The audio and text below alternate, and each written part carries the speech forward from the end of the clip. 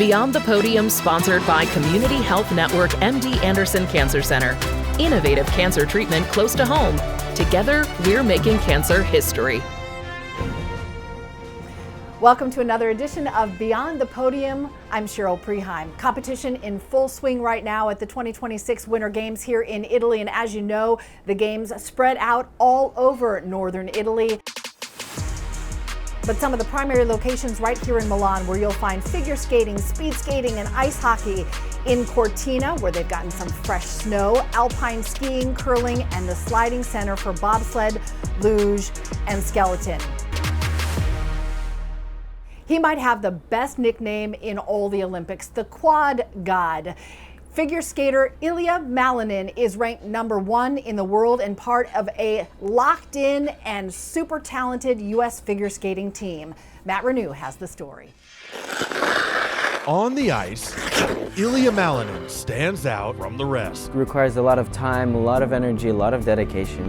The son of Russian Olympic skaters. Both my parents, they're my coaches, and they've both been to the Olympics as figure skaters. Ilya spent a lot of time growing up around the ice. They always had to bring me to the rink because they were there from 6 a.m. to 6 p.m. every day, and it's kind of more like I was hanging around the rink. That time paid off. Ilya is now a two-time world champion and the world's #1 ranked male figure skater, and wants to bring back the glory days of competitive ice skating. Just being able to bring back the popularity of skating how it was decades ago.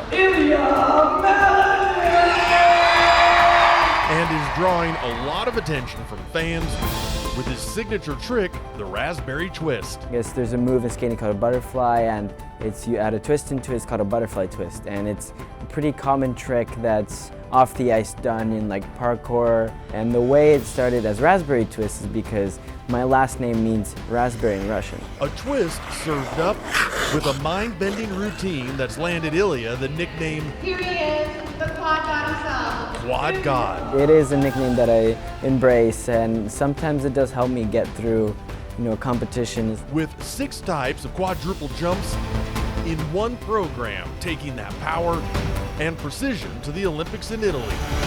Like, we're all just a team of athletes who represent Team USA, and it's just such an honor to be one of those amazing athletes. Where you're sure to see him snacking on chocolate before he skates. I prefer to eat Hershey's milk chocolate before I skate. And shows the world how a lot of hard work. I really hope that I can give them a sense of feeling that it's more than just the Olympics. It's more than just the programs, that this sport is our life. This is our choice. This is something that we have dedicated a lot of time, a lot of energy, a lot of sacrifices. And a little chocolate. Most of the time when I've had a Hershey's chocolate, I've always had a pretty successful and pretty happy performance. Can help an athlete earn some sweet Olympic goals. To go there and to try to skate my best to win that gold medal. The Quad God was a big reason that Team USA won gold in the team competition. I don't know if you saw it on Instagram, but there's a great video of the whole team erupting when he landed all those quads and helped them win gold. This team is not only super talented, they're really tight, they're really good friends, so it's fun to see that team dynamic. And I got a chance to catch up with one of the other gold medal performers. Here with Team USA figure skating gold medalist Amber Glenn. This never gets old, does it? No, it's an incredible feeling. If you had one thing you wanted to make sure everyone knew about that experience as a team, what would you say? Just sportsmanship. It was a lot of love and care that went into this event and supporting each other no matter what the results were going to be. It's truly something special you all have. It's not something we see all the time. We can feel the connection. Yeah, we are one big family, and we've definitely gotten a lot closer over the last few years, especially with tragedies occurring. We all are just so lucky to have each other and support each other. Being an individual sport athlete, how much does it mean to win as the team? It's really something special. We don't get the opportunity to have things like this very often, so to be able to come together as a team representing the U.S. is just something completely unreal. The moment you knew it was gold, what did you feel in that moment? Relief. I was being embraced by our, I like to say dad, like he's Mr. USA, Evan Bates, was just being really supportive because I didn't know if we were going to win or not, and it would have definitely been a heavy weight on my shoulders if it had been my mistakes that cost the gold. So I was just really grateful to have his support there and the whole team's support. Well, we're so happy for you and so proud of who you all are as a team. Thanks for representing us so well. Thank you. Congratulations. Thank you. This is the USA Winter House, a private place in the heart of Milan for athletes and their families to gather and get away, free from distractions. Winter House will host a variety of activities, including meet and greets with Olympic champions and legends, medal celebrations, watch parties, and sponsored events. And it started as just this really place, an oasis just to get away from all the noise sometimes. It's also a place where Seattle's Jake Wittenberg caught up with the mom and dad of speed skater Corinne Stoddard to talk about life as an Olympic parent. Fresh on the ground in Italy, ready to root on their daughter, Vicky and Paul Stoddard are used to following Corinne around the world on her path to greatness. Well, we're jet lagged. Yeah, a lot of anxiety. Just get her. It's been a long road, 20 years. Now 24, Corey has a chance to bring home gold for Team USA in the Milan Cortina Winter Games.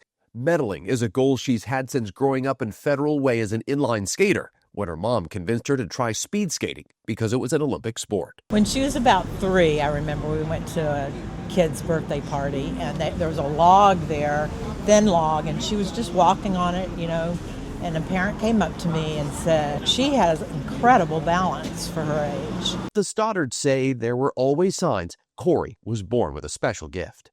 She's like to go fast. Faster, faster, Daddy, faster. In Milan, she's trying to rival her 7th place finish in Beijing, following in the footsteps of her Northwest idols, Apollo Ono and J.R. Selski. What's it take to be an Olympian? It starts with not taking no for an answer. Not losing. She hates to lose.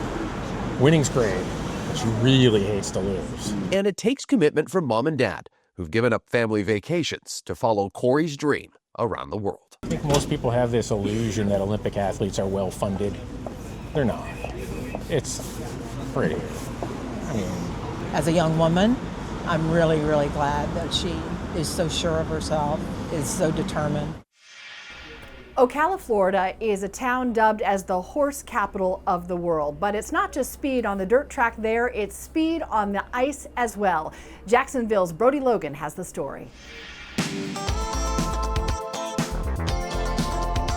Skate Mania in Ocala, Florida is like any small town roller rink with the day glow murals on the wall, the fluorescent star patterned carpet, and the orange wheeled roller skates for rent. But when the DJ takes off and the disco ball stops, the same floor used for birthday party limbo becomes the training ground for future Olympians, raising the bar for U.S. speed skaters. Like in 2022, they kept saying that it was Ocala was the speed skating capital of the world. Everybody says, where's the ice rink? We don't have one. They don't have an ice rink in Ocala, but they do have Skate Mania, and they have Renee Hildenbrand. Here we go. Let's go, Zoe. Renee has been coaching inline skaters for 4 decades now and is preparing for another Olympics where 2 of her pupils will be skating for an Olympic podium. Team USA's Brittany Bowe and Aaron Jackson both got their start on Ocala roller rinks, and it put the Central Florida town on the Winter Olympics map. It's kind of a special thing because we're in the Winter Olympics. There's lots of Floridians in the Summer Olympics, but not so much in the Winter Olympics. Florida's next crop of Winter Olympians are grown here, but this program is not about winning medals. It's about giving kids the confidence to test their mettle against the best. I used to not be athletic at all. I used to suck at this, but ever since I've joined speed skating, I've gotten so much better. I've gotten very athletic, and I've became very fast in speed skating. How fast? Fast. Not super fast, but I'm fast. It's one thing to be a fast roller skater at your local rink like this one, but these are Florida kids. They've likely never seen the snow, never been on the ice. So how do you turn a bunch of Florida inline skaters into world-class Winter Olympic athletes? Well, it turns out whether it's blades on ice or wheels on the hardwood, fast is fast. They were all world champions before they got to ice. They already knew the training involved. Brittany and Aaron, always on a first-name basis here in Ocala. They knew the training involved in being a champion on ice, but it wasn't always smooth skating. Her first time was at Holland, where she looked like Bambi on the ice. From Bambis to Bucks, Renee has taught multiple generations of skaters how to fly. I didn't realize at the time as a kid how awesome it was. Josh Shepard started training with Renee when he was 10 years old, and now his kids get to learn from his same coach. It's really cool to get to see my kids getting to learn from her and watch just from a different perspective. Any skaters that I coached and they have children, those are my grand skaters. So that way I have lots of grands. Renee and all her grands will be cheering on Aaron and Brittany in Italy as they watch with their own dreams of bringing speed skating gold back to Ocala. I think they would do good. I think Aaron will do really good and Brittany will do good. I'm super excited about the 1,000 because both the girls will be in it. So that'll be really fun to watch. And watching Brittany skate her last Olympics, she might have a surprise for some people. She might pull it out. This member of USA Curling is very popular on social media, all because of what he wears during competition. That story and more coming up. You're watching Behind the Podium.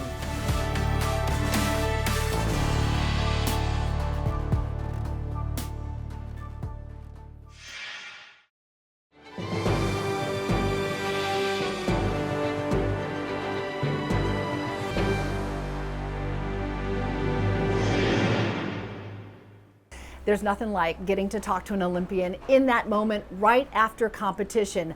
That magic happens in a place called the Mix Zone. Chris Egan from Seattle takes us there. All right, everybody, I want to show you something that not a lot of people get the chance to see. This is called the Mix Zone. At the Olympics, when the athletes are done competing, they come through the Mix Zone. Now, here's the deal. All the athletes have to go through this area. Then all the media, as we look down here, they're all lined on up with their tripods, their cameras, their lights, and they all have to request which players, which athletes that they want to talk to with a mixed zone representative. And then they just stand here and they ask, tell me about the gelling process, how quickly you gotta gel. Question after question. They get about 90 seconds, usually 2 to 3 questions. Sometimes you can get up to 3 or 4 questions with the athletes. If you know the athlete's pretty good, it's even more than that. And this thing, it's empty now. As you see it right now, as you take a look here, it is empty. But this thing, after a big event, it will be packed to the rafters. Take a look at this shot of a mix zone up at the women's downhill skiing in Cortina. Absolutely packed. That was at this Winter Games. If you go to the Paris Olympics, take a look at one of my shots here. This was just the mix zone at a rowing event. It's 2 to 3 deep of reporters trying to get their questions with the athletes. And here's the cool thing about the mix zone as we walk and talk here. It's stations from all across the country. You'll get NBC, you'll get CNBC, you'll get LPMSM, another NBC station right here. I mean, everywhere you go, there's stations. You got Korea, South Korea, you've got Japan, you've got Chinese media over here, German media from all over the world converging in one little area. It's an area they call the Mix Zone. Every Olympic Games, there's that one standout star everybody's talking about, especially on social media. Alicia Lewis from Minneapolis joining us. I think you found this guy, a member of the curling team who does it all. This is going to be the guy that everyone's talking about on social media. His name is Aiden Oldenburg. Not only does he throw fireballs in the air to concentrate on curling, he yo-yos, and he has a signature look that everyone's going to get on board with. Meet Aiden. Meet Mapleton, Minnesota's Aiden Oldenburg. Not very big, but they got a curling club. I think it's one of the oldest curling clubs in the state. A small town kid living out a big Olympic dream. And I've watched the Olympics every single time they're on, like growing up, and like just the whole Team USA aspect is something that I'm really excited to be a part of. Today, Aiden is an Olympic curler, but what he's always been might come as a surprise to many. So I started juggling when I was pretty little. I was probably around 8 or so, and then just juggled a little bit, and then I kept doing it because I was homeschooled and so I had a lot of free time. Aiden is a juggler, and that's not all. Is that around your ear? He yo-yos as well. It just became kind of a comfort thing for me where it's like, oh, you know, if I need to move my hands a little bit, like take the mind off something, like it really just helps me refocus and kind of get the body moving a little bit, but nothing too strenuous before games. And if you miss his juggling and yo-yo skills on the sidelines, you won't miss this. Little red headband to go with what I've been wearing. Aiden's red headband he wears at every game. It became a superstition a little bit too almost at our next event. we had lost our third game, and then I put the headband on, and then we won the event. And so I was like, well, I got to keep that going. A signature look that's already catching on at curling clubs across the country. Columbia is the official sponsor of U.S. Curling, and they created those red headbands for everyone to buy. Unfortunately, they sold out. Already? They already sold out, but I just checked their website, and they're back in stock, so people at home can buy them. All right, so get on the bandwagon, because this is definitely going to be a thing. I have to laugh. He's like a different kind of Renaissance man, you know, juggling, yo-yo, curling, bandana. He's got nerd swag. We love that. Nerd swag. I want nerd swag. I think you got it too, Cheryl. Okay, I'm ordering a bandana. I definitely have some nerd swag. Hey, thanks, Alicia. There's a city in northern Italy that has a couple of problems. Their signature towers are leaning. We'll investigate when Beyond the Podium continues.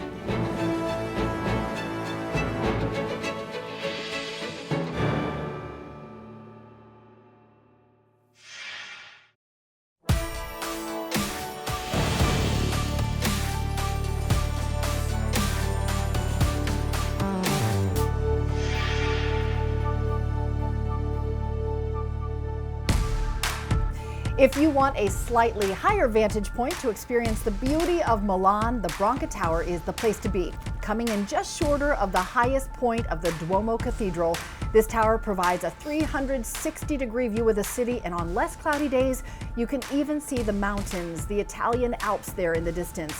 Built in the 1930s, the Branca Tower has been showing off Milan for tourists and locals alike for almost a century. And the Milan natives are happy to put their beautiful city on display for the world during the Olympics. From Milan to Bologna, one of Italy's most historic cities where there are two leaning towers. David Greenberg from Cleveland joining us now on these. So the tourists love to see these leaning towers. The pictures are pretty cool. The city doesn't think it's so cool though, because they're leaning a little too much. Yeah, you hear about the Leaning Tower of Pisa, not the Leaning Towers of Bologna. But the good news is the city has instituted a multi-year project in order to keep these towers standing straight up, and tourists can come and take those pictures for years to come.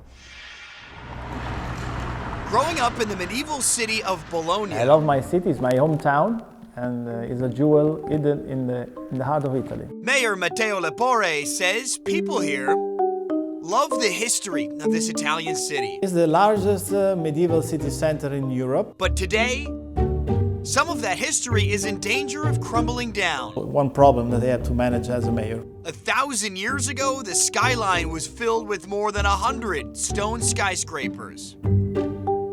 Today, there are just 12 standing. 12 towers, but during the medieval era, 100, like Manhattan. And two of them have become huge tourist attractions because they're leaning to one side. One is very high, 98 meters.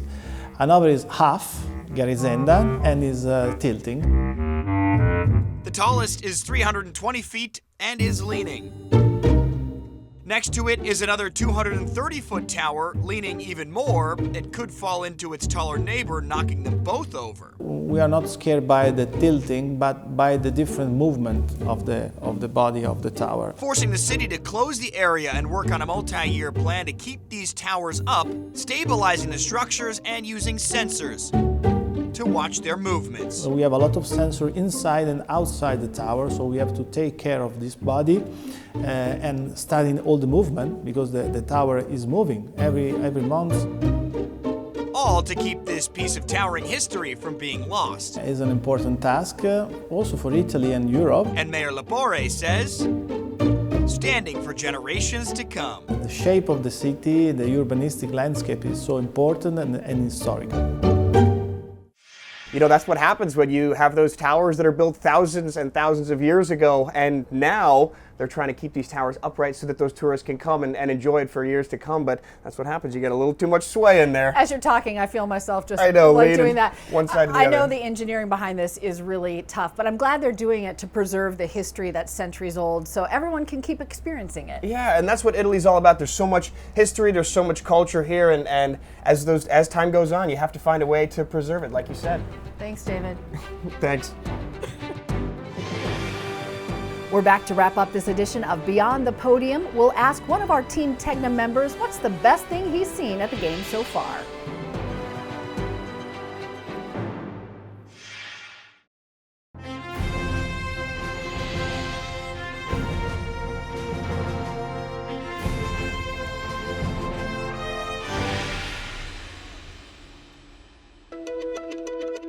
It is a connection spanning nearly 100 years. Been doing this since 1928 in the Amsterdam Games. Every Olympic is special in its own way. Decades of significant Olympic history tied to an Atlanta corporate icon, Coca-Cola. The towering display inside Olympic Park in Pyeongchang, South Korea, was one of the most popular spots in 2018. I like Coca-Cola! And Coke is front and center here at the Milan Cortina Games too, especially for the Olympians who all recognize this universal symbol. We're here inside the athlete village where athletes stay who are competing in Milan, and I want to show you around this cool Coke area. Feels like home from Atlanta, right? So there's all kinds of things for them to do, you know, between competitions. So there's foosball. This is like the vibe area. A lot of the athletes are also musicians. It kind of calms them down, something they can do. So there's even a piano here in this area. Air hockey. Oh man, that would be fun. Then there's an area where they can watch each other's competitions too, which is sort of neat. Beach chair vibe, very cool. Just like the Olympics, some brands transcend borders and language. The Coca-Cola Company will celebrate 100 years of Olympic connection when the Games come to LA for the 2028 Summer Olympics. Corey Miller stopping by from St. Louis. Corey, you have been all over the city at a lot of venues, talking to athletes, watching the competition, but you've also taken in so much of the city. This is your first Olympics. I'm curious, what is the best thing you've seen? So the sports is cool and all, and I'm a sports guy, but yesterday I got to explore the city. I was up in the Branca Tower, got the overlook, and kind of got to plan out my route. So I walked all the way from the Cauldron to the Duomo. And I think I stopped probably 30 times to take pictures. And the coolest thing I saw yesterday, I stopped on a street corner and a woman was singing Ave Maria. Like, you could hear it for blocks and blocks. I'm like, where is this at? I gotta find this woman. Saw her, had a huge crowd around. Everybody applauded at the end. It was beautiful. You don't even have to go to the Scala Opera House. You can just enjoy opera on the street corner. I love this city because everywhere you look, you feel like you're seeing something that's really historic and beautiful and important. A lot of Googling for me when I got back to the room of, oh, okay, that was cool. I got pictures of it. What was that statue? What was that piece of architecture? Yeah, you can't walk more than, a half mile without seeing like 5 very historical artifacts and pieces of architecture. It's cool for Olympic tourists. They're not just going to take in the sports, but they really get to experience the city. I don't know about you, but the storage on my phone is screaming at me because I have taken so many pictures and videos, but how can you not? I've got 2 phones and they're about full. Perfect. Hey, Corey, thanks a lot. Yeah.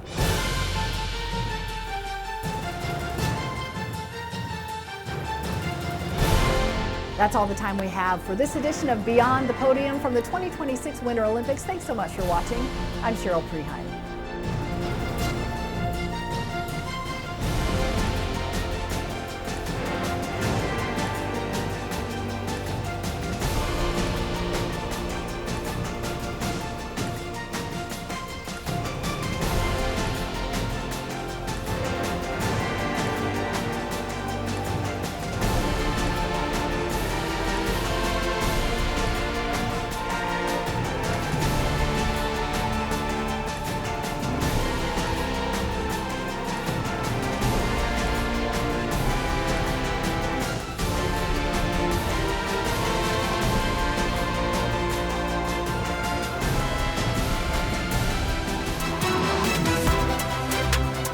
Beyond the Podium, sponsored by Community Health Network MD Anderson Cancer Center.